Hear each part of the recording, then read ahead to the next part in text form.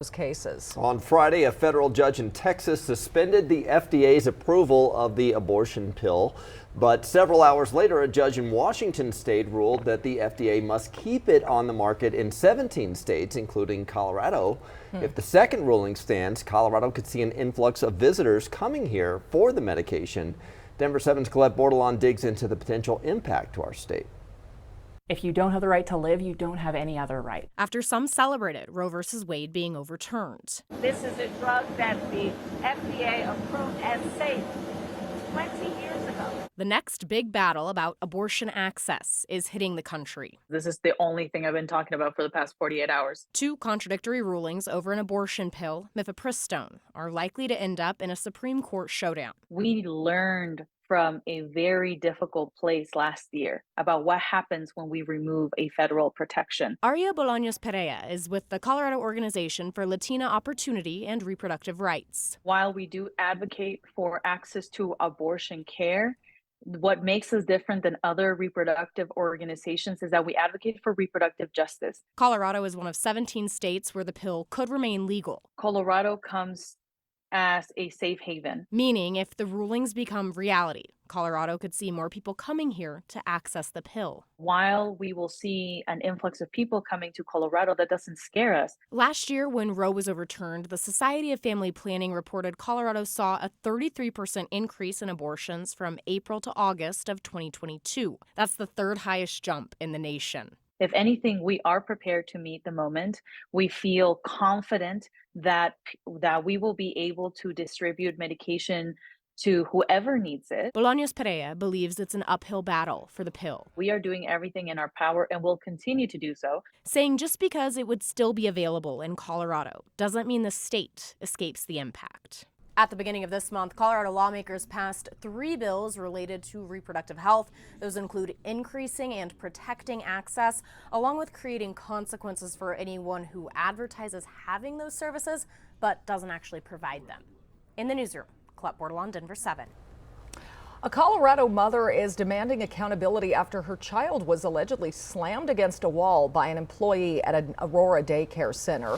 Ajunair David's 5-year-old daughter Soraya was a student at 8+ Learning Center in Aurora. She said she didn't know about the incident or hear about it until she picked up her daughter that day and someone told her about it. Fortunately, her daughter was not seriously hurt, physically at least. State records show there have been 4 investigations into child abuse or neglect allegations in the past few years at this child care center. David says she was told the employee was fired, but she wants more. Their license removed, honestly, if I'm being honest. They don't need to run a daycare if they can't handle the right procedures with running a daycare. A police report has been filed, but Aurora police tell us no arrests have been made. We are still working to learn if the employees at that daycare reported the alleged incident to the state. We reached out to ask but have not heard back, but we did learn it is mandatory for them to report it under Colorado law. All child care providers are mandatory reporters of suspected child abuse or neglect. They have to call a state hotline and fill out an injury report online.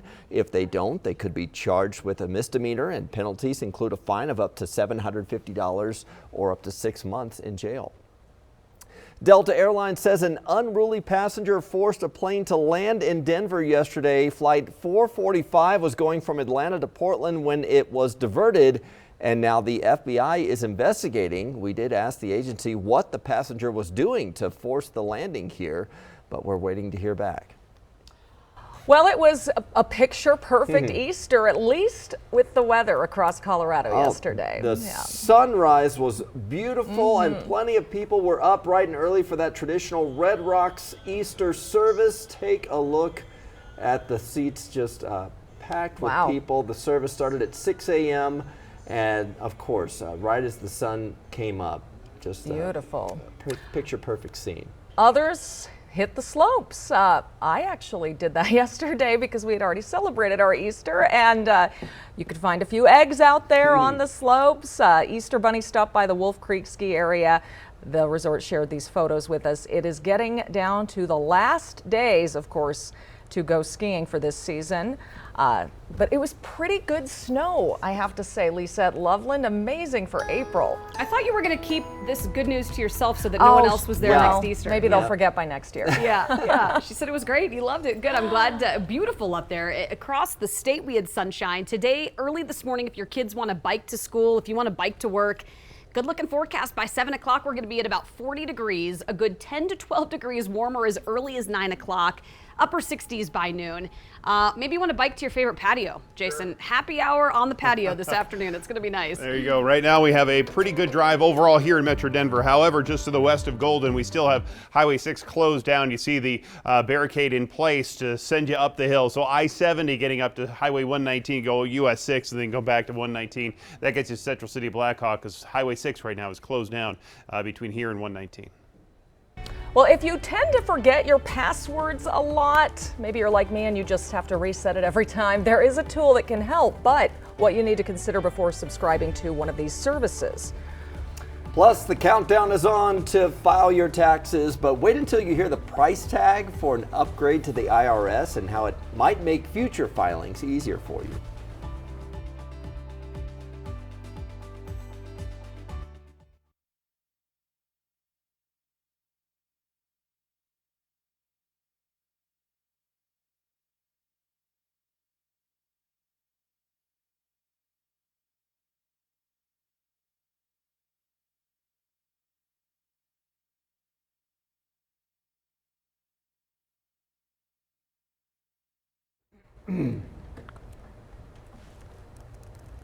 Okay, let's see.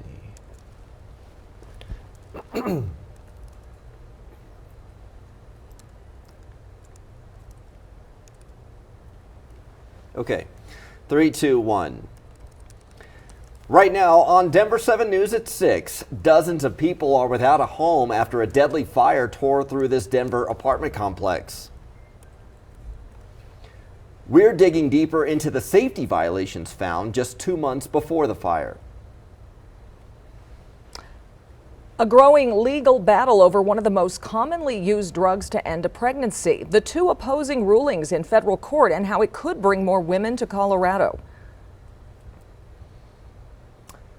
The Nuggets are the best in the West, but the wait is on to find out who their first opponent will be in the playoffs. We're breaking down all the possible options. Jon Rahm is taking home the green jacket, the history he's making with his win at the Masters. End scene. All right.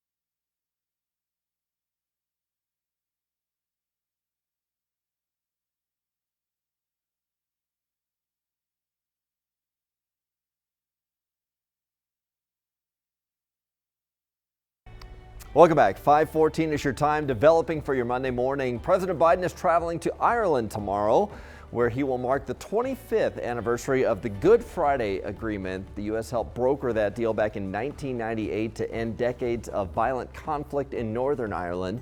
The president will also stop in 2 counties where his ancestors were from. Supreme Court Justice Clarence Thomas has sparked a conversation over a code of ethics It was recently discovered he took trips from a prominent conservative billionaire that went undocumented. Thomas said he didn't report the trips because he didn't think he had to. The Supreme Court does not have a code of ethics right now, and experts say the reason for that is the court is rooted in tradition, but many are now calling for a code of ethics in the High Court due to the influence they have in the country. And you have just over a week to finish filing your taxes. The deadline is April 18th. Meanwhile, the IRS is preparing for a makeover. It wants to spend the $80 billion that Congress provided last year to hire more than 7,000 new auditors to focus on wealthy people and corporations.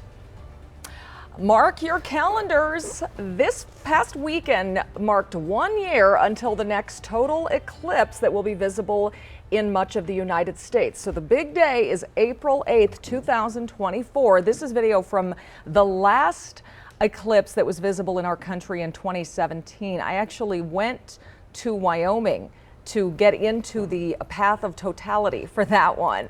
It was like a 4-hour drive up and then a 12-hour drive back with all the traffic. Oh my gosh. But totally worth it. So this time, Totality runs a total of 123 miles. It's a different path than last time. This one goes from Mexico up through southwest Texas to northern New England.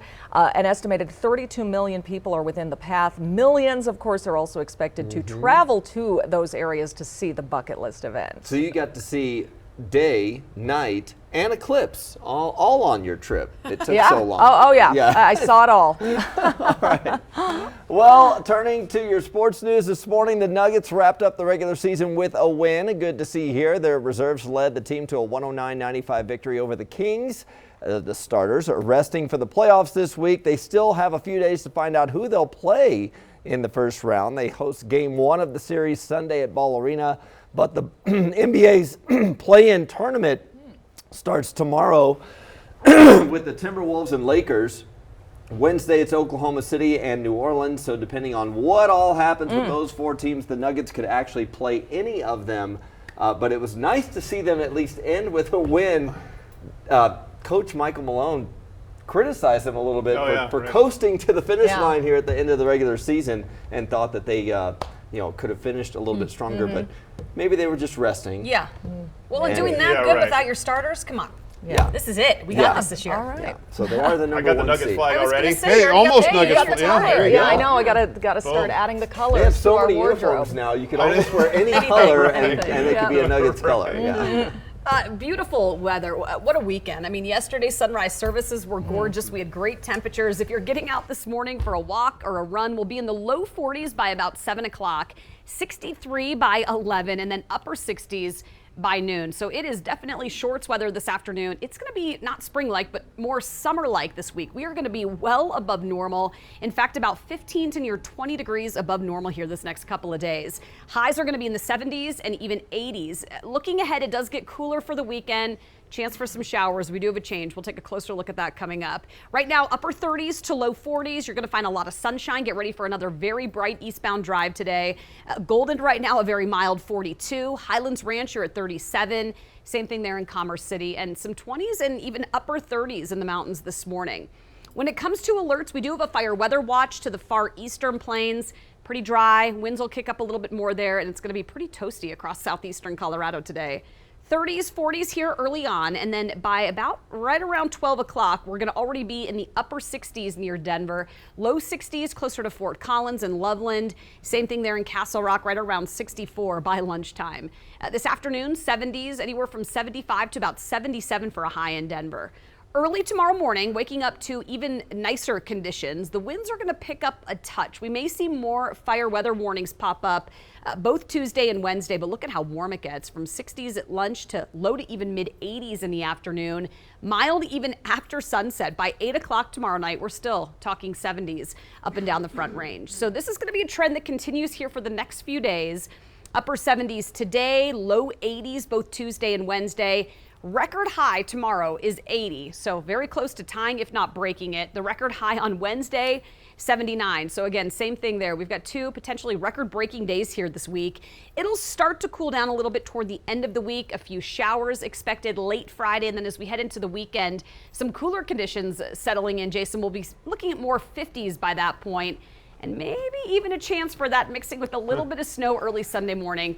Definitely not done with snow yet for the season. Yeah, but it's so warm, it'll be that slushy kind of stuff. Right now we have a pretty good drive over across most of Metro Denver. It's going to be out here to the west where Highway 6 remains closed down. Take a look from the camera out there, and you can see the flashing lights. There is a tow truck here now, so they're going to start the cleanup process of this wreck up here, but Highway 6 remains closed down right now, so let me get you around it. You're going to use I-70 as the alternate to get around it from Morrison here all the way up to the bottom of Floyd Hill, and then you'll take Highway 6 back to 119 and then get to Central City Blackhawk. We see this all the time when we have crashes in there. No big problems for us across I-76, I-25, 270. It's all wide open for you here this morning.